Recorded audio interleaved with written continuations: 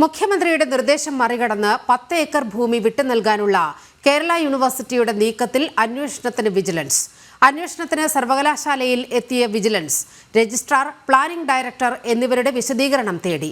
മുഖ്യമന്ത്രിയടക്കം ഉപേക്ഷിച്ച ഭൂമി ഏറ്റെടുക്കൽ പദ്ധതി യൂണിവേഴ്സിറ്റി സിൻഡിക്കേറ്റിലെ ചിലരുടെ താൽപര്യത്തിലാണ് മുന്നോട്ട് കൊണ്ടുപോകുന്നത്.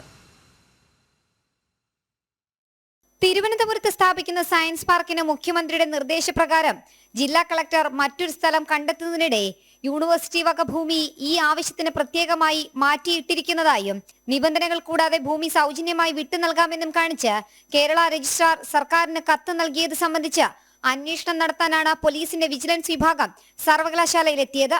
ഇവർ registrar KS Anilkumar, planning director doctor mini Kappan എന്നിവരുടെ ഫയലിലെ വിശദവിവരങ്ങൾ അടക്കം പരിശോധിച്ചിട്ടുണ്ട്. നിർദ്ദിഷ്ട സയൻസ് പാർക്ക് ആരംഭിക്കുന്നതിന് യൂണിവേഴ്സിറ്റി കാര്യവട്ടം ക്യാമ്പസിലെ 100 കോടി രൂപ വിലമതിപ്പുള്ള 10 ഏക്കർ ഭൂമി സൗജന്യമായി വിട്ടുകൊടുക്കുന്നത് യൂണിവേഴ്സിറ്റിയുടെ വികസന പ്രവർത്തനത്തെ ദോഷകരമായി ബാധിക്കുമെന്നത് പരിഗണിച്ചാണ് മുഖ്യമന്ത്രി മറ്റൊരു സ്ഥലം കണ്ടെത്താൻ നിർദ്ദേശിച്ചത്. തിരുവനന്തപുരം ജില്ലയിൽ സാങ്കേതിക സർവകലാശാല ക്യാമ്പസിന് വേണ്ടി വിളപ്പിൽശാലയിലുള്ള സ്ഥലത്തിന് സമീപമുള്ള ഭൂമിയുടെ ലഭ്യത ഇപ്പോൾ പരിശോധിക്കുകയാണ്. അതിനിടെയാണ് കേരള സർവകലാശാലയുടെ കാര്യവട്ടം ക്യാമ്പസിലെ 10 ഏക്കർ ഭൂമി ഉപാധികൾ കൂടാതെ സയൻസ് പാർക്കിന് സൗജന്യമായി വിട്ടുകൊടുക്കാൻ തയ്യാറെന്ന നിലപാടുമായി സിൻഡിക്കേറ്റ് അംഗങ്ങൾ രംഗത്തിറങ്ങിയത്. 4 വർഷ ബിരുദ കോഴ്സുകൾ ആരംഭിച്ചതോടെ സർവകലാശാലയുടെ വികസന പ്രവർത്തനങ്ങളെ ഭൂമി കൈമാറ്റം ചെയ്യുന്നത് ദോഷകരമായി ബാധിക്കും. സയൻസ് പാർക്ക് കാര്യവട്ടം ക്യാമ്പസിന് സമീപം വരുന്നതുകൊണ്ട് സർവകലാശാലയ്ക്കോ വിദ്യാർത്ഥികൾക്കോ പ്രയോജനം ചെയ്യില്ലെന്ന് ടെക്നോ പാർക്കിന് 50 ഏക്കർ ഭൂമി വിട്ടു നൽകിയതിലൂടെ തന്നെ സർവകലാശാലയ്ക്ക് ബോധ്യപ്പെട്ടതാണ്.